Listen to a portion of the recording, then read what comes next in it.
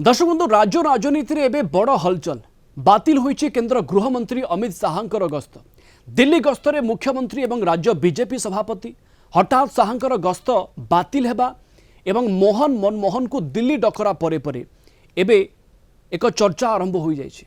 आसंता काली ठारू 3 दिनिया ओडिशा गस्तरे आसी थांते केंद्र गृहमंत्री अमित शाह एक कथा समस्ते जानते। काली राति रे झारसुगुड़ा पहुंची थांते 4 और 5 तारिख रे बरगढ़ संबलपुर बड़ंबा एवं भुवनेश्वर रे विभिन्न कार्यक्रम रे जोग दे थांते।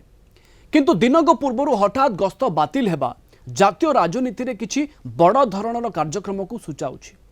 कौनसी अत्यंत गुरुत्वपूर्ण निष्पत्ति किंबा बैठक हेबार संभावना बढ़ी। दर्शक बंधु बीजेपी दलर निष्पत्ति नेबारे अमित शाहंकर प्रभावी भूमिका रही थाए। तेणु एबे 3 दिना गस्त बातिल होइथिबारु केंद्र रे मंत्रिमंडल संप्रसारण चर्चा दिल्ली राजनीति रे एबे जोर धरिछि। किछि मंत्री को कैबिनेट रु बाद पड़िबा सहित किछि नुआ मुह सामिल हेबा कल्पना जल्पना चली। केंद्र सरकार रे किछि परिवर्तन देखिबाकू जाउथबा शाहंकर अनिवार्य दिल्ली उपस्थिति को दर्शाउछि। शाहंकर गस्त बातिल परे हठात दिल्ली जाइछंती मुख्यमंत्री मोहन माझी और राज्य बीजेपी सभापति मनमोहन सावंत। केंद्र में मंत्रिमंडल में अदल बदल चर्चा जोर धरिथिबा बेले राज्य में गत किछि मास धरी मंत्रिमंडल संप्रसारण नहीं मानस मंथन चली। राज्य कैबिनेट 6टी मंत्री पद खाली पड़ी। विभिन्न बोर्ड और निगम अध्यक्ष पद भी पूरण हेबो।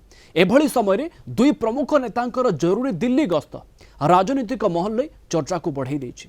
सतरे कौन एमिति खबर आगामी किछि घंटा भितर किछि दिन भितर आसवाक जाउछि कि आम सहित प्रीतिकांत नायक आम भुवनेश्वर ब्यूरो हेड जोड़ी होती फोन लाइन रे।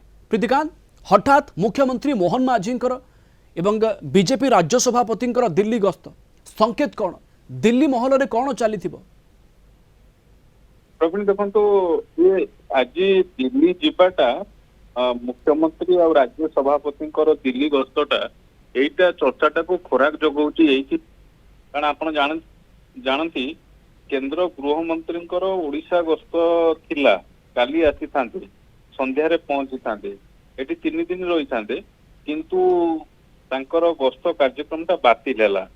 बिजु भारतीय जनता पार्टी रो नेता मानकर जदि आपण देखिबे बीजेपी रो नेता मानकर सांसद मानकर मंत्री मानकर जदि आपण तांकर प्रतिक्रिया देखिबे सेमाने कहबा कथा कोनोसे तो गुरुत्वपूर्ण कार्य पई तांकर गस्तटा बातिल हेछि।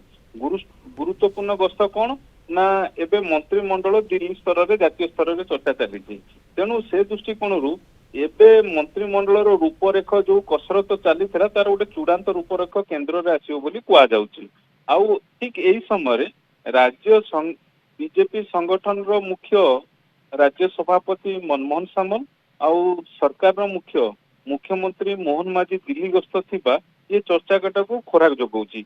ओडिशा रे आपण देखंतु ऑलरेडी 2 वर्ष पूरी सारिछि। प्राइम मिनिस्टर मोदी निकट रे आसीथिले 2 वर्ष पूर्ति अवसर ओडिशा गस्त रे आसीथिले। आउ जहा चर्चा होउछि जे ओडिशा रे मंत्रिमंडल अदल बदल संप्रसारण को नेकी जो कसरत चली हुए तो ता ऊपर गोटे किसी ग्रीन सिग्नल मिल पारे ये भली चर्चा आलोचना होउछि।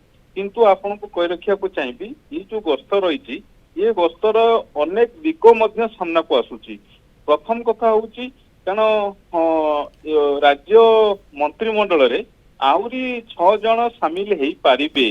तेणु ये स्थिति रे से दिगु को अर्थात कारण आपन देखिबे आ पूर्वरु अमित शाह को केवी सिंह उप मुख्यमंत्री भेटी थिले 1-to-1 तांकर आलोचना हेतिला। आज जाइचंती दिल्ली गस्तरे जाइचंती मुख्यमंत्री और राज्य सभापति ये सबू को यदि आप मिसई की देखिए अर्थात ये सबू दिगु को यदि आप चर्चा आलोचना भीतर को आनिबे ताहले ये गोटे इंडिकेट करूची जे केंद्रीय नेतृत्व भारतीय जनता पार्टी रो ये जो डाकिचंती एमानक सहित आलोचना करिया पई वो प्रसंग रे डाकिचंती 2-3टी कथा कारण एबे सुधा 2 वर्ष बीती गलानी। ए चर्चा एथि पई अधिक होउची कि कारण मुख्यमंत्री मोहन माझींकर एवं बीजेपी राज्य सभापतिंकर दिल्ली गस्त ये पूर्व निर्धारित नथिला।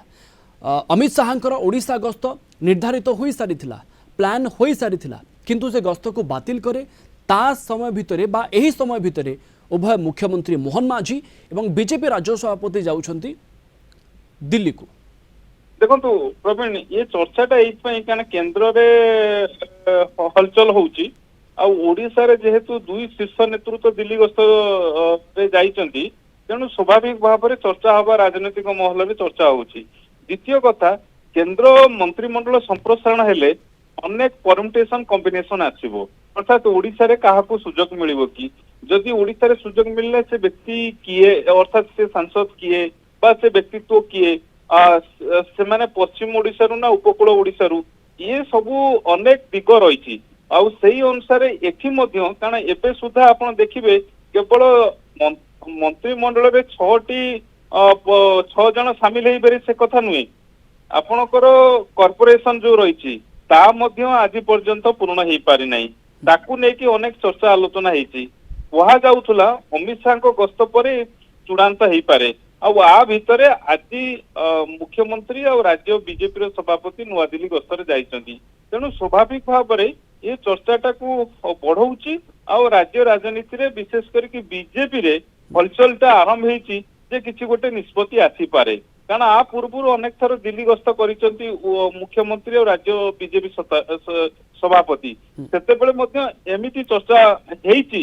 କିନ୍ତୁ ଏଥର ଏ ଚର୍ଚ୍ଚାଟା ଟିକେ ଭିନ୍ନ ରହିଛି ଏଇଥିପାଇଁ, କେନ୍ଦ୍ରରେ ବର୍ତ୍ତମାନ ହଲଚଲଟା ଆରମ୍ଭ ହେଇଛି। କାରଣ କେନ୍ଦ୍ର ପ୍ରୀତିକାନ୍ତ, ଏ ମନ୍ତ୍ରିମଣ୍ଡଳ ସମ୍ପର୍କରେ କିଛି କ୍ଲାରିଟି ଆସିପାରିଛି କି ଯେ ଗୃହମନ୍ତ୍ରୀ ଅମିତ ଶାହ ଓଡ଼ିଶା ଗସ୍ତ ଆଗାମୀ କିଛି ଦିନ ପରେ କରୁଛନ୍ତି, ନା ଏବେ କିଛି ଆଉ ପ୍ଲାନ୍ ହବ ନାହିଁ, ବା ଏ ସମ୍ପର୍କରେ କିଛି କ୍ଲିୟର ହେଇନାହିଁ? ପ୍ରବୀଣ, ବିଜେପିର ସାଂସଦ ମାନଙ୍କର ବା ନେତା ମାନଙ୍କର କହିବା କଥା, କୌଣସି ଏକ ଗୁରୁତ୍ୱପୂର୍ଣ୍ଣ କାର୍ଯ୍ୟ ପାଇଁ କେନ୍ଦ୍ର ଗୃହମନ୍ତ୍ରୀଙ୍କର ଅମିତ ଶାହଙ୍କର ଏଇ ଯୋଉ ଗସ୍ତ ଥିଲା ସେଇଟା ବାତିଲ ହେଇଛି। କେବେ ହବ ତାର ସ୍ପଷ୍ଟତା ଆସିନାହିଁ। ଆଉ ଏଇଟା କାହାକୁ ଅଜଣା ଅଛପା ନୁହେଁ, କେନ୍ଦ୍ରରେ କେନ୍ଦ୍ର ସରକାରଙ୍କର ପ୍ରାଇମ ମିନିଷ୍ଟର ମୋଦିଙ୍କ ପରେ ନମ୍ବର 2 ଭାବରେ ଯଦି କାହାକୁ ଗଣାଯାଏ ବା ଯାହାଙ୍କର ପ୍ରଭାବୀ ରହିଛି ବିଭିନ୍ନ ପ୍ରସଙ୍ଗରେ, ସେ ହଉଛନ୍ତି କେନ୍ଦ୍ର ଗୃହମନ୍ତ୍ରୀ ଅମିତ ଶାହ। ତେଣୁ ତାଙ୍କ ଗସ୍ତ ଯେତେବେଳେ ବାତିଲ ହେଇଛି, କୁହାଯାଉଛି ଗୋଟେ କିଛି ବଡ ନିଷ୍ପତ୍ତି ହବାକୁ ଯାଉଛି। ସେଇଟା ମନ୍ତ୍ରିମଣ୍ଡଳ ହେଇପାରେ ବା ଅଲଗା କୌଣସି କଣ ବଡ଼ ନିଷ୍ପତ୍ତି ନିଆଯାଇପାରେ ଏବଂ ଆଗାମୀ କିଛି ଦିନ ଭିତରେ ଏମିତି କିଛି ଖବର ସାମ୍ନାକୁ ଆସିବ କି?